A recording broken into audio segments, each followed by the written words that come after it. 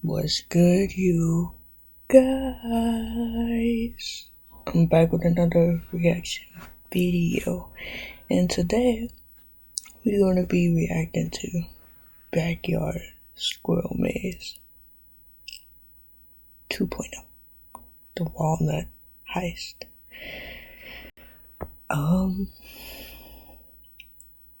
Someone just recommended me to react to this video. I was kind of iffy at first because it's about a backyard squirrel maze, like something I'm not really too interested in, but we're gonna react to it for y'all. Let's go. Bird feeder, and everything you see surrounding me in my yard is an attempt to protect it from thieving squirrels. If they want the birdseed and the lifetime supply of walnuts in this bank vault, they'll first need to pass through my 9-part obstacle course. By design, it's extremely challenging. It's meant to test their mental limits and their physical limits. I held back no punches, but I have to admit in hindsight, I once again completely underestimated my adversary. And truthfully, I never thought I'd be that crazy guy in the neighborhood obsessing over the squirrels, but they started it first when they would constantly pillage the birdseed from any bird feeder I would put up about a year ago. That led to me defending it with an obstacle course which they handily defeated, and so after a year of ruminating on how to avenge that L with a majorly improved version, and then 2 months of planning, my buddy John and I got together for a 20-second build montage.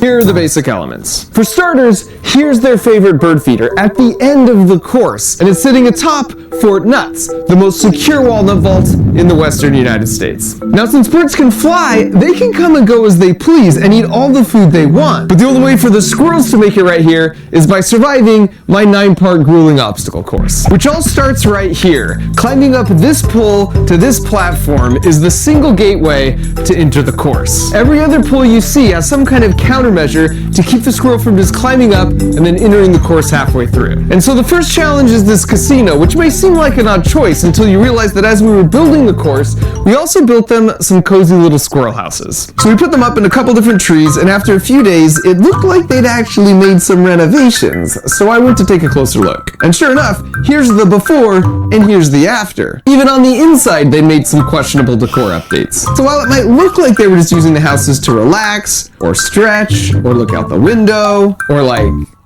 wrestle, the satellite communications gear, and the tactical mission planning, and the mini vault to practice cracking a safe hold a completely different story. This gang of 4 high-end professional birdseed thieves were secretly planning to pull off an honest-to-goodness Mission Impossible Ocean's 11 style mega walnut heist, which is why I was going to protect the birdseed and walnut vault with the most state-of-the-art security measures, just like the casino did in Ocean's 11. So once in the casino, you'll see the slot machine and the classic Vegas buffet, but with a warning. Take more than an ounce, and you're gonna have to deal with security.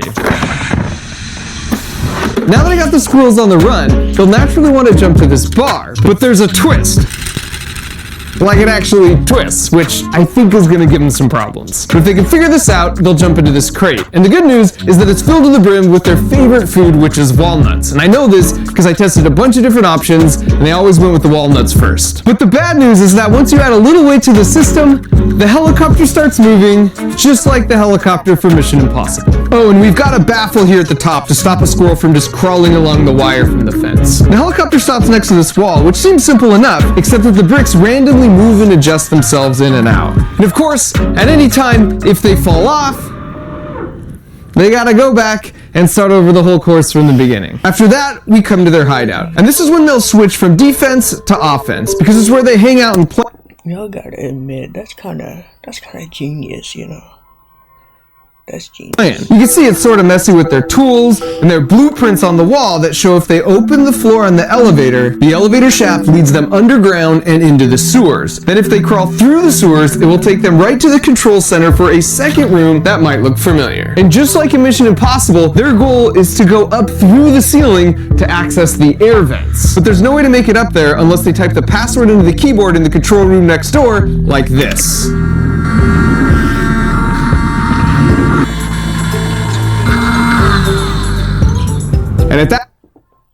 We believe saving at Target should be easy, like saving 5% on every trip while paying from your existing checking account. Apply in minutes today and use it right away by linking your checking account to a Target debit red card today. Intriguing, you know?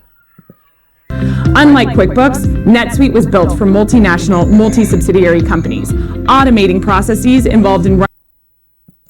At that point, they can climb the ladder, and they're in the vents. And the vents are a total maze. There's lots of different twists and turns they'll need to navigate up here, so at any moment, if they're too lost, they can always exit the whole course by using the one-way Squirrel emergency exit, which also exists for any enclosed room on the whole course. And for the penultimate challenge, it's back down from the air ducts through this laser maze, where they'll have to harness their inner Catherine Zeta-Jones. If they sufficiently touch any of the lasers, the metal base contacts and completes the circuit, which sends a signal from this microcontroller to a relay to a solenoid, which causes this pneumatic piston to fire, which slams this door shut for 1 minute. And because I'm basically certain they'll try and get to this point by climbing from the roof on top of this tube, I've placed a shield here with another enforcement squirrel to try and deter them. And so finally, if they've made it through the laser maze and everything that came before it, they've made it to Fort Nuts. And as far as I'm concerned, if they crack the safe by giving this handle a little turn, they've earned every last walnut in this bank.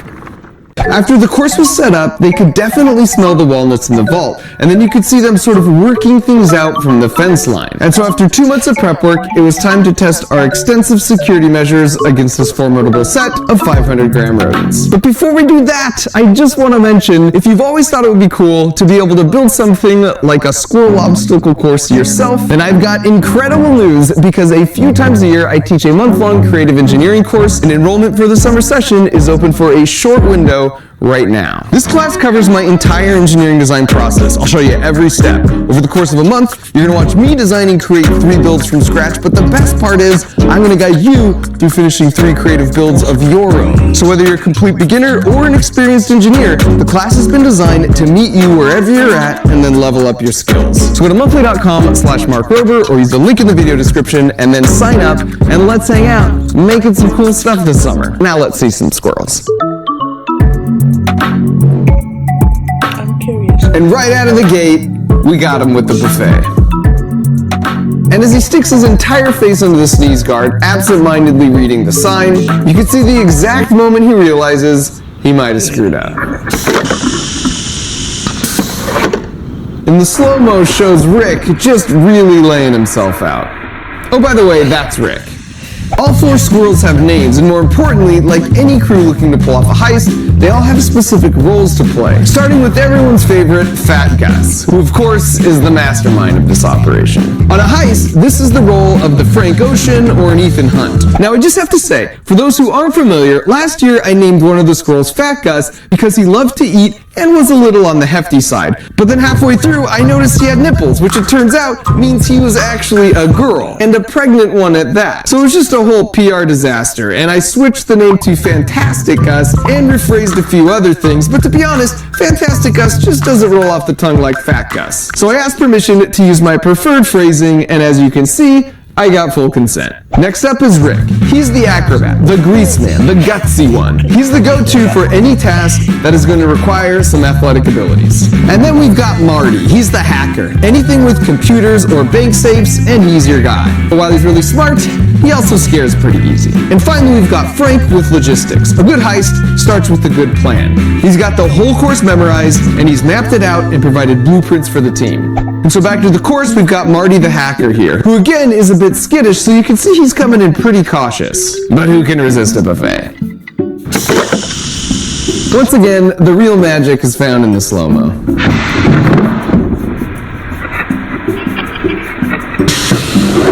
Eventually they realize security was just too tight at this casino, and Rick goes straight to the twist bar. Excellent. Here's try 2.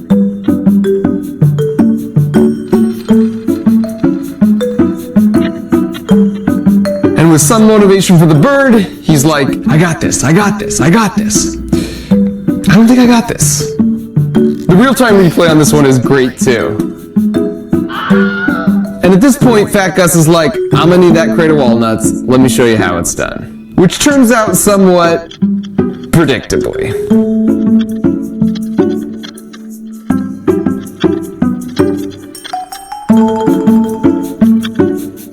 Really frustrated, acrobat daredevil Rick tries a totally different route. But you've got to admire that effort.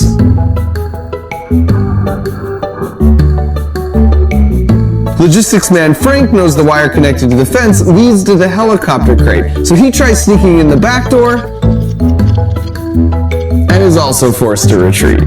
And finally, Marty the hacker realizes if you're just scared and you run real fast, the bar doesn't have time to spin on you. And you can see Rick just replicating the strategy. So after about 2 days, all of them could cruise through the first part of this course about this fast, and Fort Nuts was already feeling less and less secure. Fat Gus is like, wait, is this thing moving? I'm good. Here, Rick hypothesizes if he doesn't sit in the crate, it won't move. And here, he rejects that hypothesis with a legendary leap. And now's a good time to remind ourselves that squirrels are one of the few mammals that can survive a fall from any height. Because as you can see here, they make their bodies super flat to increase drag, effectively becoming their own parachute. But just in case, you okay, Rick? Yep. All good. And Marty the hacker, Frady Cat, is just like, yeah, I'm super not down with this. This is crazy. Eventually, it's the fearless leader Fat Gus who demonstrates the ride is definitely worth it. And soon you've got Frank and the rest of the gang following suit. Which leads us to the wall of 1,000 moving bricks. And first up, you got Fat Gus who kicks things right off with a pull of his parachute. And Rick just barely misses. Skittish Marty gets one taste of a moving brick and absolutely yeets himself into this tree. And while there were plenty of instances where a moving brick did dump the squirrels, causing them to start over from the beginning, what was even better was Marty psyching himself out in the anticipation that a brick might move, even though the wall wasn't powered on for any of these clips.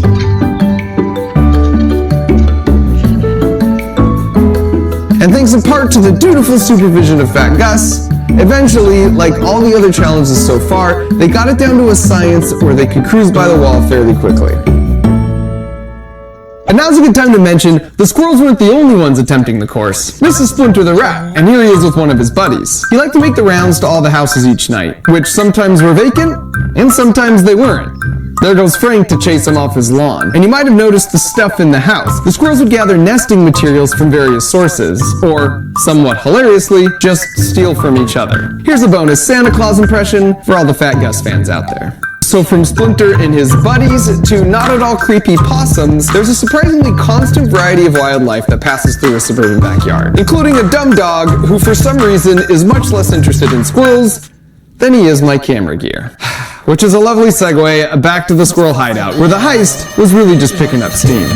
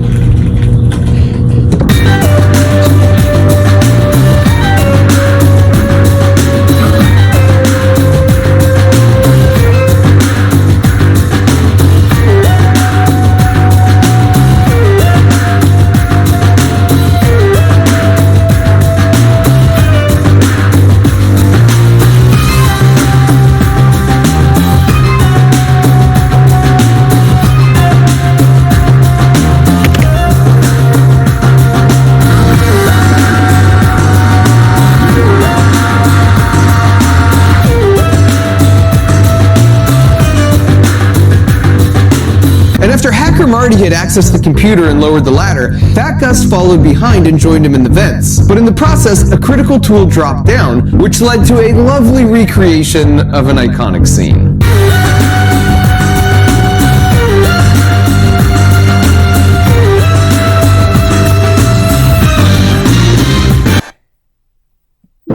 When I read Station 11, it didn't matter that the world was ending, because it was the world. So there is no before. Blows my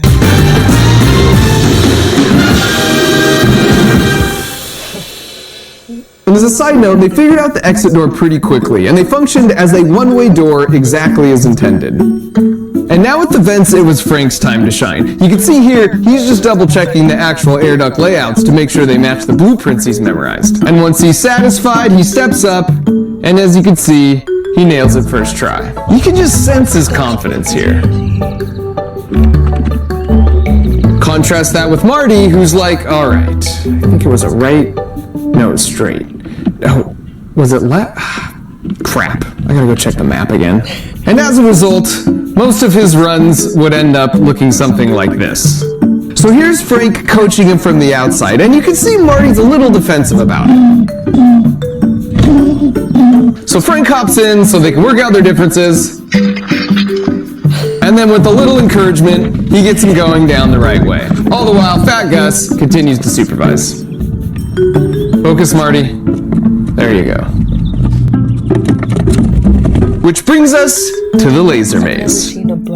Here's Acrobat Rick's first approach, and he's like, yeah, that's sus. And just as expected, he climbs on top of the tube, and he's like, yeah, I totally got this. When in fact,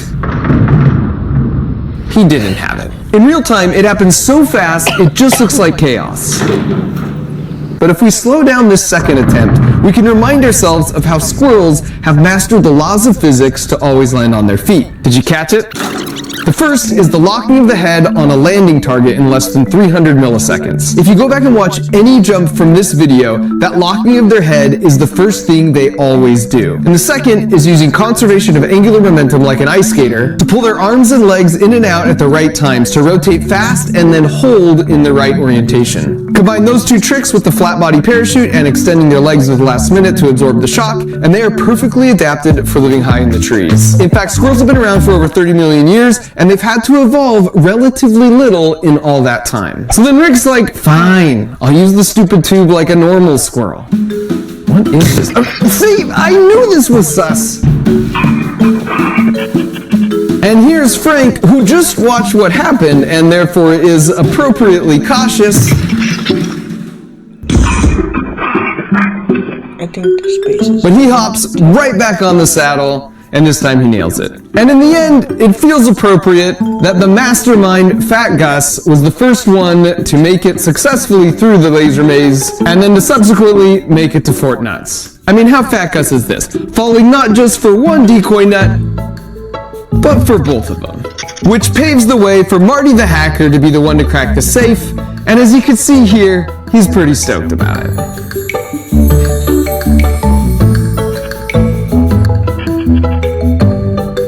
First, he just checks it out, like, yep, yep, this is just like the schematic showed.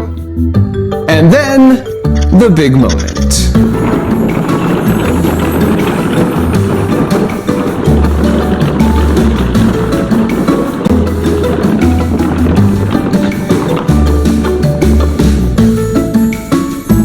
Once the safe opened, these cargo nets unfurled, which just allowed better access to their loot. But interestingly, more often than not, after getting a walnut, instead of jumping off, they would go all the way back through the course. Here's Jumpy Marty exhibiting some real PTSD, even though I'd already turned off the whole system. So once again, the squirrels took the W, but as far as I'm concerned, they earned it. And I can't complain with how things turned out, because Rick buried all his extra nuts in the yard, Marty and Frank made up and rekindled their friendship, and Fat Gus got some long-sought quality time with the bird feeder. So everyone was happy.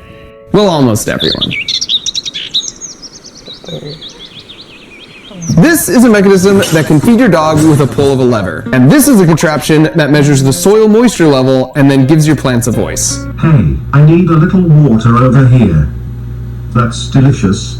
Thank you. And this is a machine that measures how long you've been sitting and then annoys the crud out of you till you take a stretch break. This is a contraption that can draw anything on a whiteboard, and this is a secret safe for your most valuable possessions. And finally, this is a G-dang Lunchables assembly line. Are you kidding me? And what do all of those have in common? They were created by people who took my month-long creative engineering course. I just launched this class for the first time a few months ago, and it was so freaking rewarding to see what everybody learned and created as a result. For the most part. And because we got so much overwhelmingly positive feedback on the course, we're doing it again. You could sign up for it now. This class covers my full engineering design process, all the way from how I come up with an idea to prototyping to finalizing the build and giving it character. I show you everything that I'm thinking, everything that I'm doing, and I do it 3 times. Over the course of a month, you're gonna watch me design and create 3 totally original builds, and I'm gonna guide you through finishing 3 creative builds of your own. And this is an online class, so you can take it from anywhere and work it around your schedule, but it's fully immersive and intensive. So whether you're a working professional or you're taking the class as a family, whether you're a complete beginner or an experienced engineer, this class has been designed to meet you where you're at and then level up your skills. So go to monthly.com/markrober or use the link in the video description to see what other... That is crazy.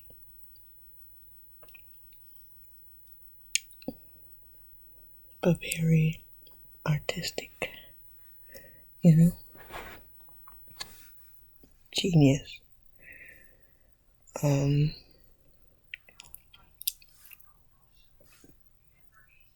the person that sent me this video, thank you. It was very interesting. It was good. I didn't expect this outcome. I didn't expect anything, you know. In the process of him building it, he was actually explaining to us like everything, including the squirrels. So I thought that was pretty amazing.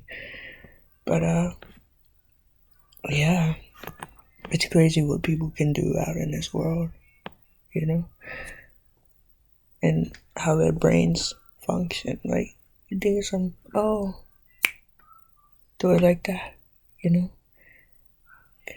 That's mind-boggling to me. But I wonder how long it took for them to build this, cause that was dope. But I'm gonna put my Instagram in the description down below. You guys can go follow me there and send me some more videos to react to, and I got y'all. Y'all, if y'all like this video, hit the like button, subscribe. Why aren't you subscribed yet? Why? You've watched this whole video with me. You didn't complain, you didn't do anything, you just enjoyed the vibe, you know? And, you know, I feel like we're getting somewhere, you know? So why not subscribe? Turn your post notification bell on, you know? So you don't miss a future video. But I'm about to get up out of here, and I'll see y'all next reaction video. Alright? Peace.